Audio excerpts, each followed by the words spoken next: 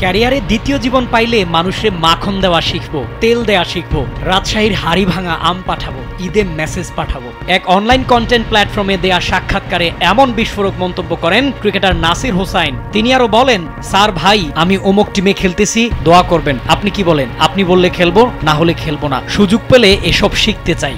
34 বছরে পা রাখা এই ক্রিকেটার জানান তিনি ফেরার প্রস্তুতিতে আছেন এবং নিয়মিত প্র্যাকটিস চালিয়ে যাচ্ছেন। ব্যক্তিজীবন নিয়ে অনুশোচনা নেই জানিয়ে নাসির বলেন, আমি এমন কিছু করিনি যা মাঠের খেলায় প্রভাব ফেলেছে। সাংবাদিকদের সঙ্গে সম্পর্ক প্রসঙ্গে বলেন, আমি এমন না যে সাংবাদিকদের তেল দিয়ে চলবো। আমি ভালো খেললে আপনারা বাধ্য হয়ে আমার সম্পর্কে লিখবেন। স্যান্ডেলিনা সো, রূপচর্চায় আভিজাত্য।